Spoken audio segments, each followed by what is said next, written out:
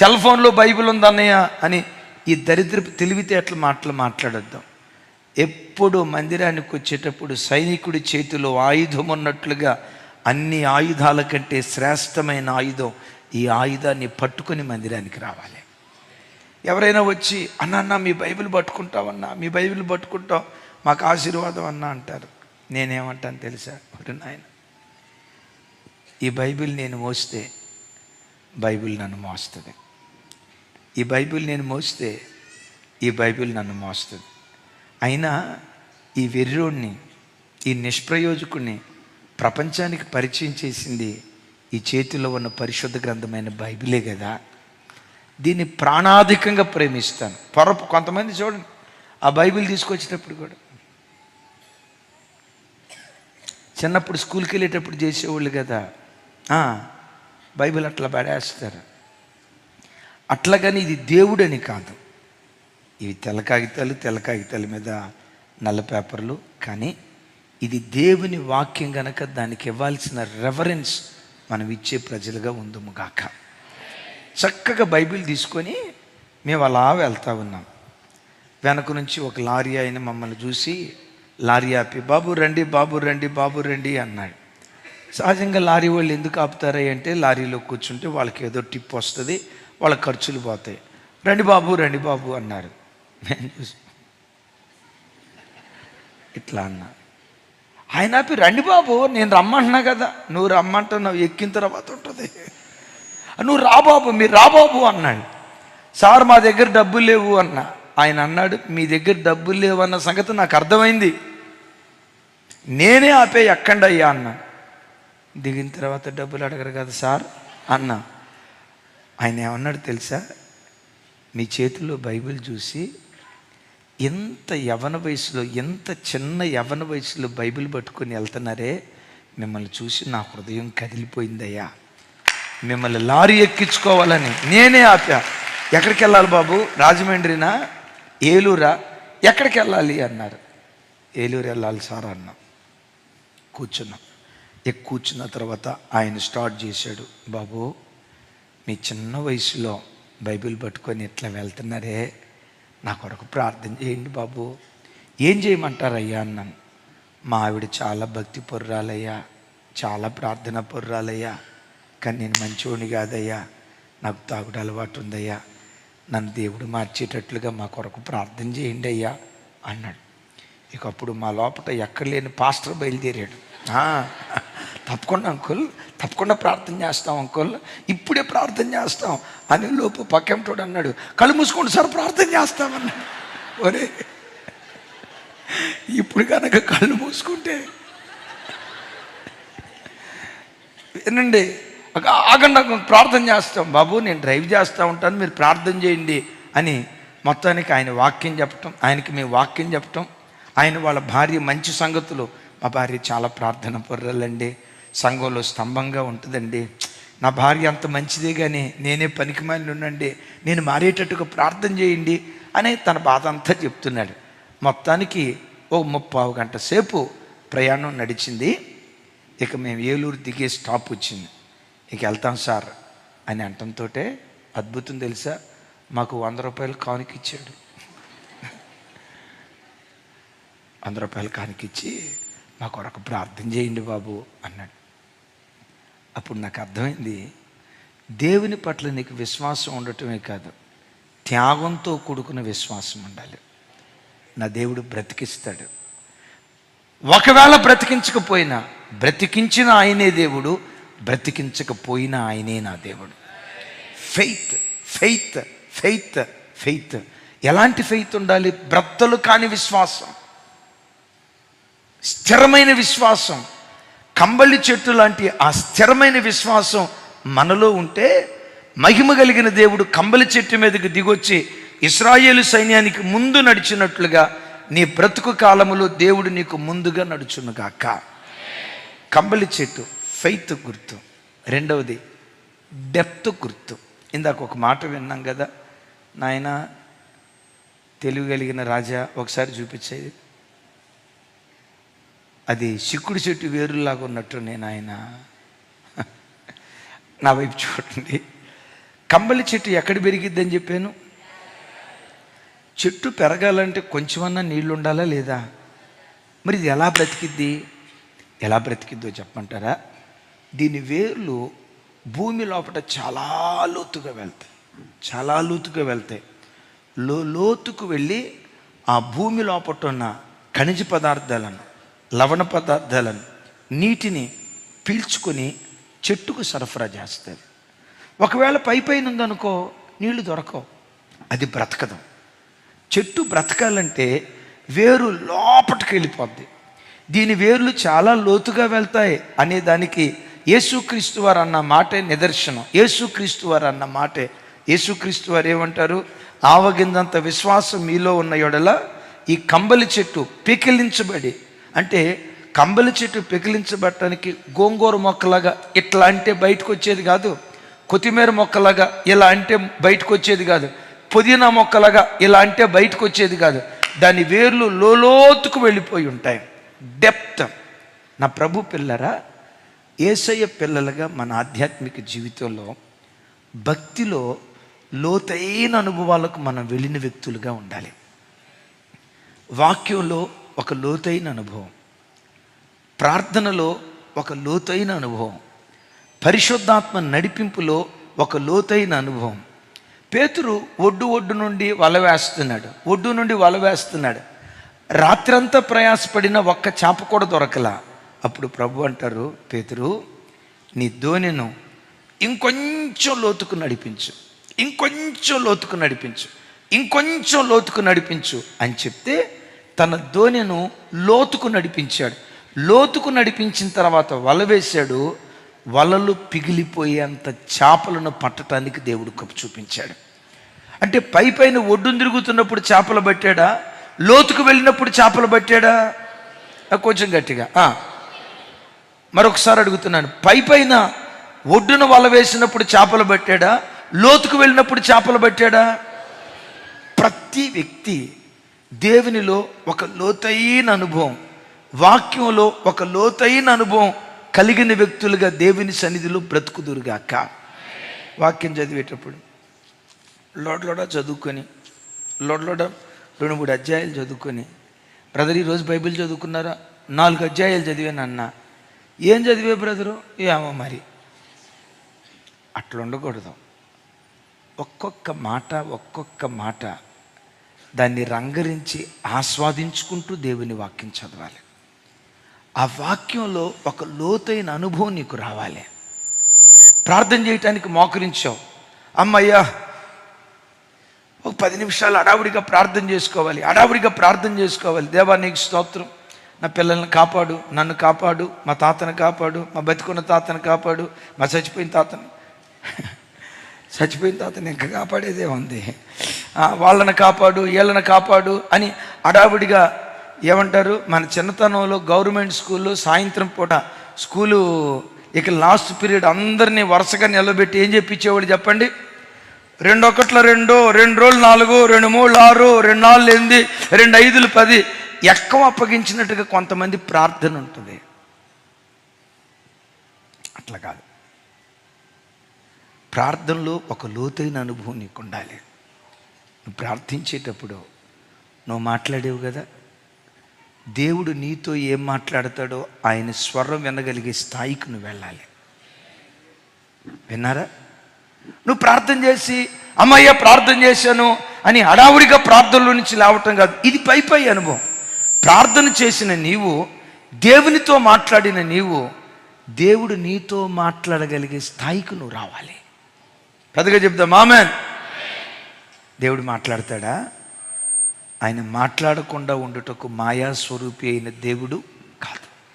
అయితే నేనంటా, ఒక చెట్టు యొక్క వేరు ఎంత లోతుకు వెళ్తాదో కీర్తనలో ఒక స్థలంలో రాసి ఉంటుంది, దాని వేరు లోతుగా పారి అనండి, దాని వేరు లోతుగా పారి అది దేశమంతా వ్యాపించెను అని రాస్తుంది.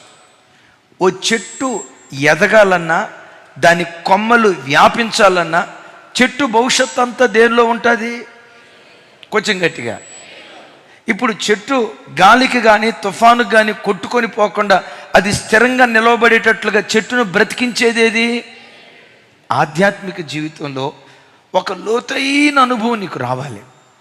దేవుల్లో ఒక లోతైన వాడిగా నువ్వు మారితే ఎన్ని ఒడిదుడుకులు జీవితంలో ఎదురైనా, ఎన్ని శోధనలు నీ బ్రతుకులు ఎదురైనా, చెక్కు చెదరని విశ్వాసిగా దేవునిలో బ్రతకటానికి దేవుడు కృప చూపిస్తాడు. కంబలి చెట్టు మీదకి దేవుడు దిగొస్తే ఆ కంబలి చెట్టుకు ముందుగా దేవుడు సాగిపోతూ ఉంటే అప్పుడు దావీదు దేవుణ్ణి వెంబడించడం ప్రారంభించాడు. కంబలి చెట్టు ఫెయిత్ గుర్తు. రెండవది కంబలి చెట్టు డెప్త్ గుర్తు. నంబర్ 3 కంబలి చెట్టు బర్త్ పుట్టుకకు గుర్తు. ఎలా ఇది పుట్టుకకు గుర్తు? కంబలి చెట్టును ఇంగ్లీష్లో ఏమంటారని చెప్పాను? కంబలి చెట్టును ఇంగ్లీష్లో ఏమంటారు? మల్బరీ ట్రీ అని అంటారు కదా. ఇప్పుడు పట్టు పురుగులు ఉన్నాయి. ఈ పట్టు పురుగులు కేవలం మల్బరీ ఆకులు మాత్రమే తిని బ్రతుకుతాయి. ఇప్పుడు మనం ఉన్నాం, ఉదయం టిఫిన్, మధ్యాహ్నం భోజనం, సాయంత్రం వెరైటీ, పూటకి మనకు వెరైటీ మారిపోద్ది. పూటకి వెరైటీ మారిపోద్ది. డిష్ ఐటమ్స్ మారిపోతాయి. ఇక సండే వచ్చిందంటే దేవుని మహాకృపను బట్టి ఆకాశంలో ఎగిరే పక్షులు, భూమి మీద సంచరించే జంతువులు, నీళ్ళల్లో సంచరించే మంచిది నాయన, మంచిది. ఈ థర్డ్ సర్వీస్కి వచ్చిన వాళ్ళు అన్ని కార్యక్రమాలు ముగించుకొని వచ్చి ఉంటారు. దేవుడు మిమ్మల్ని దీవించుగాక. ఎందుకయ్యా? సరే వినండి. హల్లెలూయా. ఈ పట్టు పురుగులు ఉన్నాయి చూసారా? పట్టు పురుగులు సోమవారం నుంచి శనివారం వరకు, ఆదివారం వరకు ఈ కంబలాకులే తింటాయి. దాని డిష్ మారదు. ఇంకొకటి పొరపాటున తినవు. పుట్టినరోజు కంబలాకే, మ్యారేజ్ డే రోజు, వాటికి మ్యారేజ్ డే ఉంటుందని నన్ను అడగొద్దు. మ్యారేజ్ డే రోజు కంబలాకే, సచ్చిన రోజు కంబలాకే, ఇక ఏ కార్యక్రమం అయినా, క్రిస్మస్ రోజు కంబలాకే, ఏ పండుగ వచ్చినా డిష్ మారదు. అద్భుతం. ఈ కంబలి ఆకు, ఈ కంబలి ఆకు, చెప్పండి, కంబలి ఆకు పట్టు పురుగులను పోషించి దానిలో నుంచి వచ్చే దారం ద్వారా కంబలి తయారవటానికి, పట్టు వస్త్రాలు తయారవటానికి ఈ కంబలి ఆకు ఉపయోగపడుతుంది. ఒక్క మాటలో చెప్పాలంటే దీని మరణం దీని జననానికి కారణమైంది. దీని మరణం ఏది? కంబలి ఆకు మరణం. కంబలి ఆకు మరణం పట్టు పురుగు యొక్క జీవానికి కారణమైంది. దైవజనమా, ఈ సృష్టిలో ఉన్న ఒక రహస్యం ఏంటంటే, ఓ లోతైన మాట చెప్తా వినండి. సృష్టిలో ఉన్న రహస్యం ఏంటంటే, ఒక జీవి బ్రతకాలంటే ఆ జీవిని బ్రతికించడానికి ఇంకొక జీవి చావాలి. విన్నారా? మీరు వచ్చేటప్పుడు రాజు బ్రదర్ తెచ్చుకున్నారా? అబద్ధం ఆడద్దు. ఏం తెచ్చుకున్నారు? వాళ్ళందరూ కళ్ళు మూసుకుంటారులే, మీరు చెప్పండి. మటనా? అంటే మేకను చంపారు, అంతే కదా. అంటే ఏం జరిగింది? మేక చచ్చిపోయి మన ఆకలి తీర్చింది. దాని మరణం మన జీవానికి కారణమైంది. సృష్టిలో ఉన్న ధర్మం ఇదే. ఒక జీవికి బదులుగా మరొక జీవి చేస్తేనే ఈ జీవి బ్రతకగలుగుతుంది. ఈ మల్బరీ ఆకులు వీటిని తిని అంటే ఇది ప్రాణం కోల్పోయి పట్టు పురుగులకు ప్రాణం పోస్తుంది. దైవజన్మ, ప్రతి కుటుంబం, ప్రతి సంఘం, ప్రతి దైవజనుడు, ప్రపంచంలో బ్రతుకుతున్న ప్రతి వ్యక్తి ఒక అద్భుతమైన మాట. తల్లిదండ్రులు సుఖభోగాల విషయంలో చచ్చిన వాళ్ళైతే పిల్లలు జీవాన్ని పోసుకుంటారు. పిల్లలు యవనాశలు ఇచ్చిన విషయంలో చచ్చిన వాళ్ళైతే రేపు భవిష్యత్తులో తల్లిదండ్రులు జీవాన్ని పోసుకుంటారు. దైవజనుడు సంఘం కొరకు ప్రాణం పెట్టేవాడైతే, దైవ సేవకులు సంఘం కొరకు ప్రాణం పెట్టేవాళ్ళైతే సేవకుల మరణం విశ్వాసుల జీవానికి కారణమవుతుంది. విశ్వాసులు సంఘక్షేమం కొరకు చచ్చేవాళ్ళుగా దేవుని సన్నిధిలో బ్రతుకుతూ ఉంటే విశ్వాసుల మరణం సేవకుడికి జీవాన్ని పోస్తుంది. ఆమేన్, ఆమేన్. దీన్ని ఇలా చెప్తే మీకు అర్థం కాదేమో. నన్ను కన్నా మా తండ్రి ఉన్నాడు, ఆయనకి మేము 6 పిల్లలం. చిన్న ఉద్యోగం, పెద్ద ఉద్యోగం కాదు, చిన్న ఉద్యోగం. ఆ రోజుల్లో ఆయనకు ఉద్యోగం ఉండటాన్ని బట్టి మాకెవరికి స్కాలర్షిప్ వచ్చేది కాదు. అందరం ఆల్మోస్ట్ ప్రైవేట్ స్కూల్స్లో, ప్రైవేట్ కాలేజెస్లో చదువుకున్నాం. వేల రూపాయలు ఫీజులు కట్టాల్సి వచ్చేది ఒక్కడి జీతం. ఒకరోజు మా నాన్న చెప్తూ అయ్యా, నేను నా యవ్వన వయసులో మిమ్మల్ని కన్నప్పుడు, మీరు నాకు పిల్లలుగా ఉన్నప్పుడు తినాలనుకున్న తిండి తినలేకపోయానయ్యా, కట్టుకోవాలనుకున్న బట్ట నేను కట్టుకోలేకపోయానయ్యా, ఒక సాధారణమైన మనిషిగా సహజ సిద్ధంగా కోరుకునే నా కోరికలు ఏవి నేను తీర్చుకోలేకపోయానయ్యా. కారణం ఏంటంటే, ఒక హోటల్ గుండా వెళ్తున్నప్పుడు టిఫిన్ చేయాలనిపిస్తుంది. టిఫిన్ చేస్తే 20 రూపాయలు. నా ఒక్కడికి 20 రూపాయలు ఖర్చు పెట్టేదానికంటే ఇంకో 10 రూపాయలు కలిపితే 30 రూపాయలు మటన్ దొరుకుతుంది. మటన్ తీసుకెళ్తే పిల్లలందరూ ఇంటిల్లి 10 తింటారు కదా, నా కోరిక చంపుకునేవాడినయ్యా అని మాట్లాడతా, తిందాం అనుకున్నప్పుడు తినటానికి లేదయ్యా, తినటానికి ఉన్నప్పుడు తినటానికి శరీరం సహకరించట్లేదయ్యా, ఆరోగ్యం సరిగ్గా లేదయ్యా ఆయన చెప్తూ నేను ఇలా త్యాగం చేసుకున్నాను కాబట్టే ఈరోజు మీకు ఇలాంటి భవిష్యత్తు దేవుడిచ్చాడయ్యా. పల్లెటూరులో మా గ్రామంలో దేవుని మహా గొప్ప కృప. ఆ రోజుల్లో మా గ్రామంలో ఇంజనీరింగ్ చదివిన మొట్టమొదటి వ్యక్తి నేను. ఎందుకో చెప్పంటారా? ఆ తండ్రి త్యాగం మాకు జీవం పోసింది. ఓ మాట అంట, ఆ తండ్రి తాగుబోతయి ఉంటే, ఆ తండ్రి తిరిగిపోతయి ఉంటే, ఆ తండ్రి ప్యాకెట్ రాయుడై ఉంటే, ఆ తండ్రి కళ్ళు దుకాణం వైపు తిరిగేవాడై ఉంటే, ఆ తండ్రి తిరుగుబోతయి ఉంటే, నా లైఫ్ నా ఇష్టం, నేనేం చేయాలనుకుంటాను అలా చేస్తానని ఆ తండ్రి విచ్చలివిడితో బ్రతికిన వాడైతే ఆ తండ్రి విచ్చలివిడితనం కుటుంబ మరణానికి కారణమయ్యేది. కుటుంబం జీవం పోసుకోవటానికి కారణం ఏంటంటే, ఆయన అంటే సుఖభోగాల విషయంలో చచ్చాడు గనుక కుటుంబానికి జీవం అయింది. తండ్రి నా వైపు చూడు, నీ మరణం లోకంలో సుఖభోగాల విషయంలో నువ్వు చస్తే నీలో నుండి దేవుడు జీవాన్ని పుట్టిస్తాడు.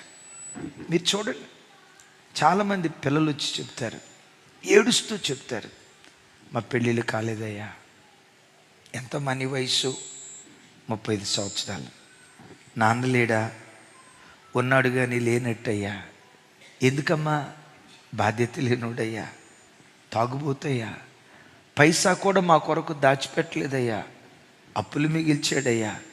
ఎవరైనా వచ్చి రే పిల్లలకి ఎప్పుడు పెళ్లి చేస్తారా అంటే ఈ తండ్రి అంటాడా, అయ్యే ఆ 3 కూతుర్లే, అవే ఎవడో ఒకరిని చూసుకుని అయ్యే పెళ్లి చేసుకుంటాయిలే అని అంటాడు. గుండె కోత అయిపోద్దయ్యా. ఇట్లాంటి బాధ్యత లేని తండ్రి కడుపుని నేను ఎందుకు పుట్టానా, గుండె పగిలిపోద్దయ్యా. ఓ తండ్రి, కుటుంబం కొరకు నువ్వు యాగమయ్యే తండ్రిగా ఉన్నావా, నా లైఫ్ నా ఇష్టం అన్నట్లుగా బ్రతికేవాడిగా ఉన్నావా? తల్లి, మిమ్మల్ని అడుగుతా, నీ భర్త చేతి పనులు, నీ భర్త ఉద్యోగం, నీ భర్త పనులు, నీ భర్త చేసే పనులు అవి ఫలభరితంగా మారాలంటే ఒక భార్యగా నీ భర్త కొరకు నువ్వు త్యాగం చేసేదానివై ఉండాలి. అయ్యా, వెల్డింగ్ పని చేస్తూ కష్టపడుతున్నాడు, ఎండనక వాననక ఆ అగ్ని సెగల దగ్గర పనిచేస్తున్నాడు, నా భర్త చేతి పనులు ఆశీర్వదించయ్యా. నిద్ర చంపుకొని నువ్వు ప్రార్థించే ప్రార్థనా పరురాలు అయితే నీ ప్రార్థనలో నుంచి దేవుడు జీవం పుట్టిస్తాడు. పిల్లలందరూ స్కూల్కి వెళ్ళిపోయారు, అన్ని కార్యక్రమాలు అయిపోయాయి, ఇక సమయం వృధా చేసుకోవటం ఎందుకు? 12 గంటల నుంచి 2 గంటల వరకు కుటుంబం కొరకు ప్రార్థన చేద్దాం, పిల్లల భవిష్యత్తు కొరకు ప్రార్థన చేద్దాం, యజమానుడి చేతి పనులు దీవించబడినట్లుగా ప్రార్థన చేద్దాం అని దేవుని సన్నిధిలో నిన్ను నువ్వు యాగం చేసుకుంటే ఆ త్యాగంలో నుండి జీవాన్ని దేవుడు పుట్టించడం ప్రారంభిస్తాడు. ఇప్పుడు అట్లా కాకుండా అందరూ ఇక డ్యూటీలకు వెళ్ళిపోయారు, స్కూల్కి వెళ్ళిపోయారు, నేను ఒక్కదాన్నే ఉన్నా కదా, హాయిగా టీవీ ఆన్ చేసి ఫోన్ కొట్టు శరపట్టు,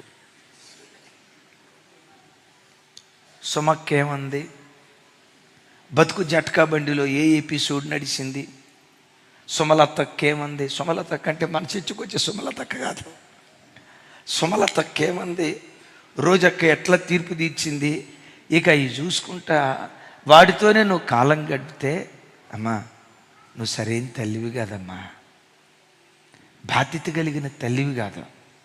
నువ్వు ఇంట్లో ఉండి చేతులెత్తి ప్రార్థన చేస్తే నువ్వు చేసే, నా వైపు చూడ, నువ్వు చేసే ప్రార్థన నీ పిల్లల కాపుదల, నీ యజమానుడు చేతి పనుల్లో రాణించడానికి ఆ ప్రార్థన జీవం పోసేదిగా ఉంటుంది.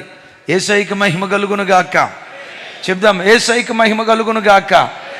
అద్భుతం, అద్భుతం.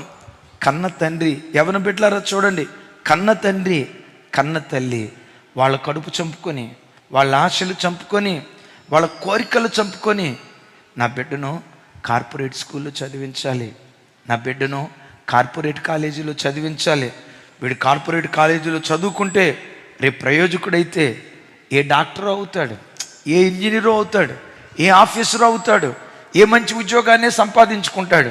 వాడు కనుక మంచి ఉద్యోగాన్ని సంపాదించుకుంటే ఎంతో కొంత వృద్ధాప్యంలో వాడి నీడను మేము బ్రతకొచ్చు కదా, మా కష్టాలు తీరుతాయి కదా, మేము నెమ్మదిగా బ్రతకగలుగుతాం కదా అని గంపెడు ఆశతో ఆ కన్న గర్భం నేను కాలేజీలో చదివిస్తుంది. నువ్వు వేసుకునే బట్టలు ఎంత ఖరీదైనవి చూడు, మీ నాన్న వేసుకునే బట్టలు ఎంత ఖరీదు తక్కువ బట్టలో చూడు. నువ్వు వేసుకునే బనియన్ చూడు, మీ నాన్న వేసుకునే బనియన్ ఉంది దోమ తెరలో రంధ్రాలు పడిన బనియన్, చిరిగిపోయినా అదే బనియన్ వేసుకొని వెళ్తాడు. చిన్న చిరుగుడు వచ్చిందంటే నువ్వు విసిరేస్తావే, నువ్వు విసిరేసినట్లుగా నాన్న విసిరేయడు. ఎందుకో తెలుసా? ఈ 10 రూపాయలు వ్యర్థమైపోతే వీడు ఫీజు కొండవేమో, వీడు ట్యూషన్ కొండవేమో, వీని బుక్స్ కొంటానికి కొండవేమోనని ప్రతి క్షణం నువ్వు చంపుకుంటాడు, నీ కోసం చంపుకుంటాడు. అలా చంపుకునే పరంపరలో నువ్వు కాలేజీకి వెళ్ళినప్పుడు ఆ అమ్మాయిని చూసి ఈ అమ్మాయిని చూసి పోకిరి చేష్టలు చేయకుండా శరీరం కోరుకుంటుంది. శరీరం కొన్ని ఆశా ఇచ్చలు బయలుదేరుతాయి, శరీరం కొన్ని అపవిత్రమైన కోరికలు వస్తాయి. బాబోయ్, బొక్కావాని తైలంలో సచ్చిన ఎగులు పడితే తైలమంతా కంపు కొట్టిపోయింది కదా. గర్ల్ ఫ్రెండ్, బాయ్ ఫ్రెండ్, ఈ దరిద్రపు కార్యక్రమాలు చేస్తే నా బ్రతుకు నాశనం అయిపోద్ది, నా బ్రతుకు శిథిలమైపోద్ది, యవ్వన ఆశాయిచ్చలు చంపుకొని నేను బ్రతకాలి అని నా వైపు చూడండి.